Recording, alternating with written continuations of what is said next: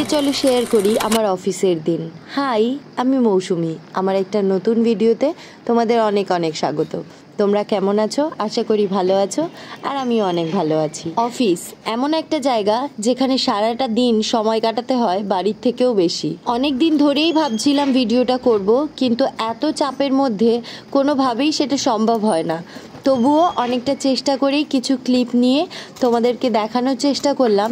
সবাই যেরকম ভাবে, আসলেই কি আমরা শুধুমাত্র এসি রুমে বসে আরাম করি? সকাল 10টার সময় অফিস ঢুকে 12টা পর্যন্ত ওয়াশরুম যাওয়ারও সময় পাই না। তারপর কিছুটা কাজ শেষ করে নিয়ে ওয়াশরুমে চলে আসলাম একটু হালকা ফ্রেশ হয়ে নিতে। বাসে ট্রেনে আসতে গিয়ে এমন বিধ্বস্ত অবস্থা হয়ে যায়, একটু ফ্রেশ না হলে সারা দিনটা কাটানো যায় না। তো সেই জন্য দেখো একটু ফেস ওয়াশ করে নেব মুখে, কেন কি পুরো মুখটা একদম রোদে কালো হয়ে যায়।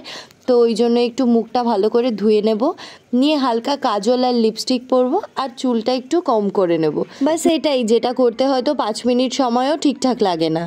তো চলো তাহলে একটু ফ্রেশ হয়ে নিই। প্রত্যেক দিনের এই বিজি লাইফে এইটুকু ভালো লাগা তো রাখতেই হবে, না হলে কিসের জন্য বেঁচে থাকা বলো? নিজেকে ভালো রাখার জন্য যেটা প্রয়োজন সেটা করা খুব দরকার। প্রতিটা দিন যদি নিজের ভালো লাগাগুলোকে বিসর্জন দিতে থাকো, একদিন দেখবে বাঁচতেও আর ইচ্ছে করবে না।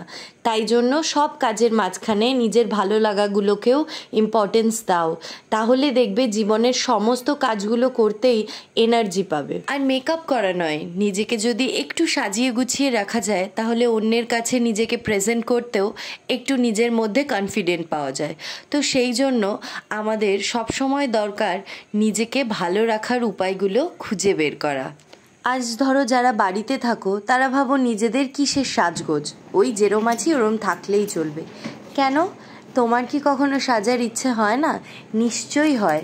ভেতরে ইচ্ছে থাকলেও পরিস্থিতির চাপে সেগুলো করতে পারো না। সাজ মানে এই গাদা গাদা ফাউন্ডেশন লাগানো, সেটাকে বোঝায় না। সাজ মানে সুন্দর একটা পোশাক পরে সুন্দরভাবে নিজেকে সামনের মানুষের কাছে প্রেজেন্ট করা, আর উল্টো দিকের মানুষকেও এই জিনিসগুলোকে অ্যাপ্রিসিয়েট করা উচিত আমার মনে হয়।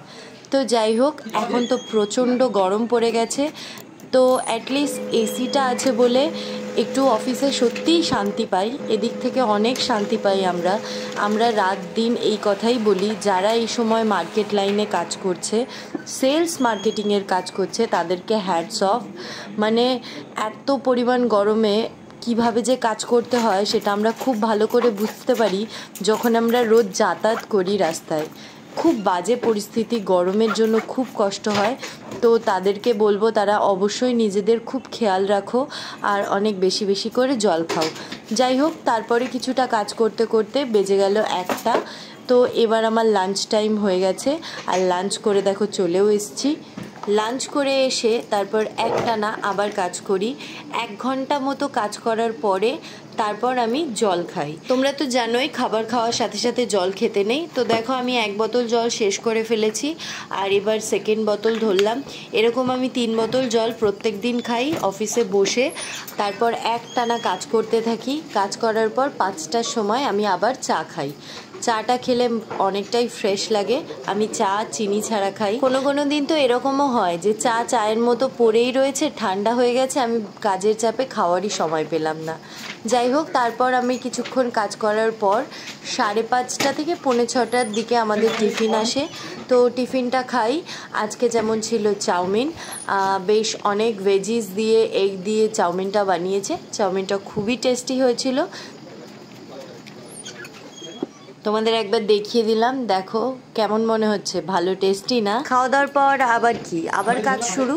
এবার আবার কাজকর্ম করে তারপর ওই 6:30টার দিকে চেষ্টা করি অফিস থেকে বেরিয়ে যাওয়ার। আমাদের ওরকম কোনো পার্টিকুলার টাইম নেই, তবুও চেষ্টা করি 6টা 6:30টার মধ্যে রেগুলার বেসিস বেরোনোর, কেন কি বাড়িতে এসে তো আবার প্রচুর কাজ থাকে। তো এই যে বেরিয়ে গেছি, আর এখন স্টেশনে চলে এসেছি শিয়ালদায়, আর এবার ট্রেন ধরবো। চলো তাহলে আজকের মতো টাটা।